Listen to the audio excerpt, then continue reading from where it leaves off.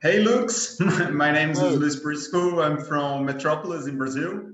yeah. And how are you doing? Yeah, really Good. good. Enjoying ourselves. Yeah. Are you enjoying yourself? Big time, yeah. Yeah, we're enjoying ourselves. Great. My first question is for Luke Milton, and is Bridgerton season one was a huge global hit. And what do you expect for the season two? And do you expect it will have the same impact in the audience? Absolutely, yeah. I think what was really fun about this year is that we got to kind of hit the ground running. In season one, we trusted, having Shondaland and Netflix working together for the first time. We very much trusted what they would put together. But as actors, we just rocked up and did what we felt was necessary and right for the scene each day. And then to see it all put together and see how incredible it just all departments came together and just gave this like finished product really blew us all away. So starting season two really felt like we just hit the ground running. We already knew what the show was. We knew what worked for us. So yeah, I'm really excited for the release of season two. I think I've actually watched it more times than I've seen season one already. Really? Yeah, and it's not even released yet. But I've like I'm kind of a little bit. It's kind of my comfort thing now to watch. Although it's not that comforting. There's a lot of tension and kind of like You'll get there. yeah. You'll get there. But The more you watch it. I think I'm just blown away by this season. I think also it's a lot about my character. This year is kind of a bit of a lone wolf. He's off on his own journey. So to watch everyone else's stuff that I wasn't involved with, I wasn't there on the day. A lot of season one, we were always there, weren't we? So for season two, for me to step back and see all this stuff that I didn't see on the day, I didn't know what the sets looked like, I didn't know what the actors did with the scene, really was incredible to see it all put together. So yeah, I'm very excited. Thanks. And Luke Thompson, how was your preparation to leave a character in the 19th century?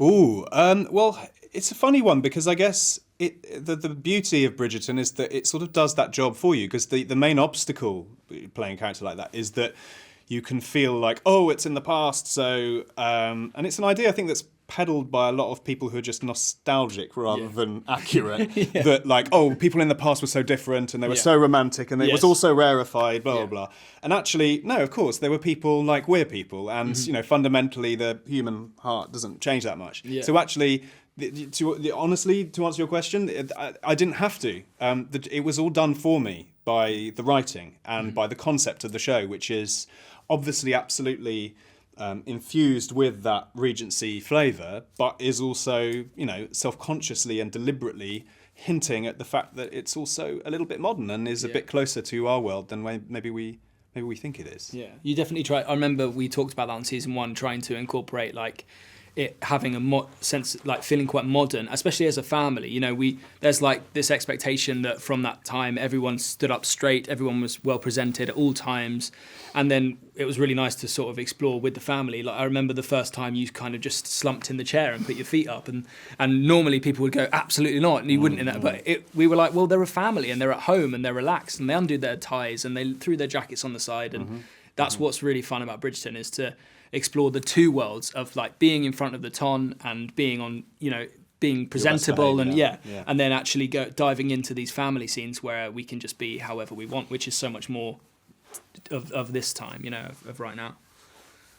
Now, both of you, you talk about family, and why, in your opinion, Bridgerton is so great? Why audience loves Bridgerton so much? I think one of the things is that it spins about 5 different plates. Like it's like it's Regency, but then it's self-consciously modern. It's then also it's a bit like they're romance novels. Like there's just so much, and I think the mystery when we first started the show is how is this all going to fit together.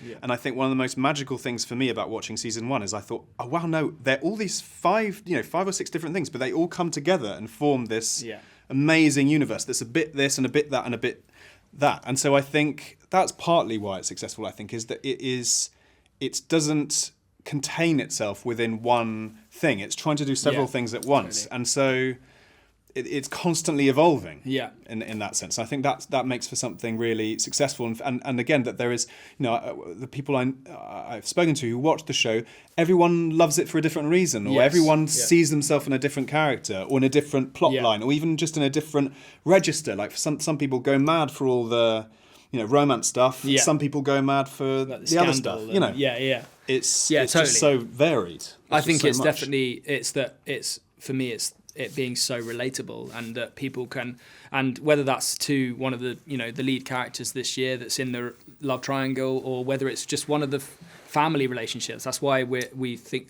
it's such an important show about family, is that a lot of people don't have 8 siblings, but you can maybe relate to one relationship within those siblings. So we really get to explore this year Benedict and Eloise's like relationship, and also Colin and Eloise, and how totally different they are. They're almost on just completely different spectrums, and how one person can go, my relationship with my sister is exactly like that, and now I can kind of see from her perspective. Or I think it's just so universal that everyone can relate to it, and I think that's sort of one of the reasons of its success as well. That's good. Okay, guys, our time's over. Thank you so much. Thank you. Thank you. Bye-bye. See you later.